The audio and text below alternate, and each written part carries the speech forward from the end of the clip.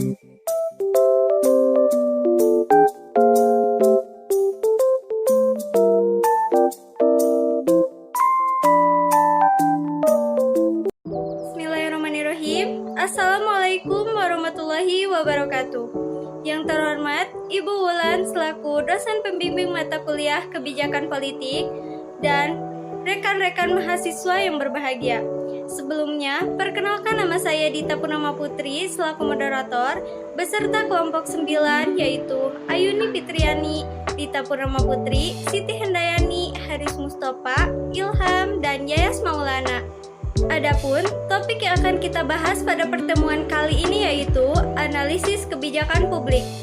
Penyampaian materi presentasi oleh kelompok 9. Kepada anggota kelompok 9, saya persilahkan. Pengertian kebijakan publik.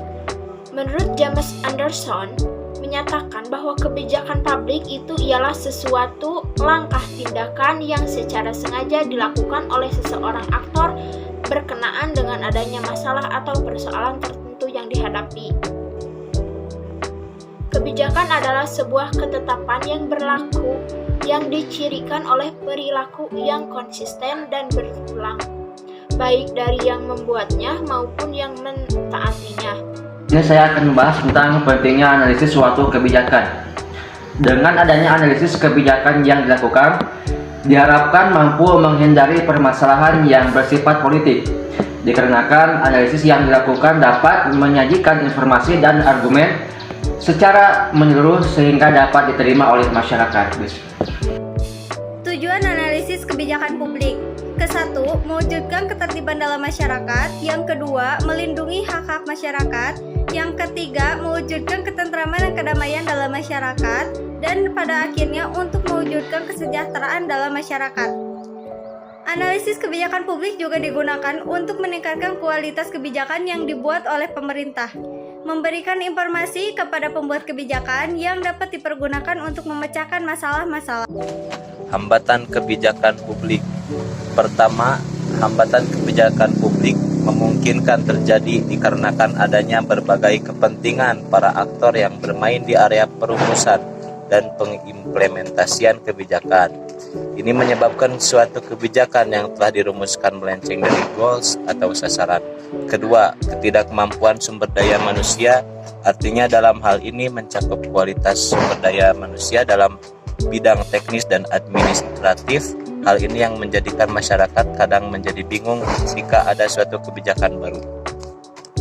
Ketiga, yakni adanya KKN dalam perumusan dan pengimplementasian kebijakan. Banyak sekali pejabat kepala daerah hingga jajaran menteri yang terkena kasus suap terkait perumusan dan pengimplementasian kebijakan.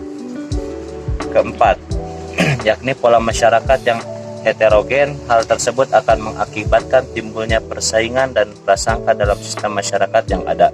Kelima, yakni karena anggota masyarakat dalam suatu kelompok atau perkumpulan di mana mereka mempunyai gagasan atau pemikiran yang tidak sesuai atau bertentangan dengan peraturan hukum dan keinginan pemerintah.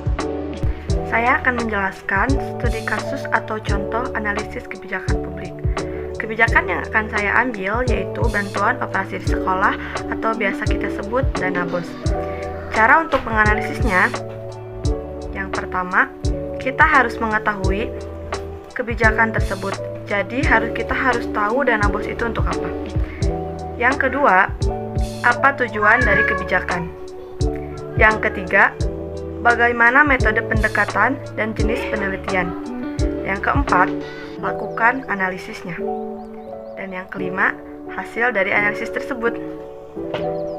Dampak positif dan negatif dari analisis kebijakan publik. Dampak positif. 1. Setiap orang dapat memberikan aspirasi atau pendapatnya. 2. Dapat bertatap muka secara langsung. 3. Dapat memberikan alasan secara bebas. Dampak negatifnya. Terjadinya suatu pemikiran negatif untuk memberikan pendapat.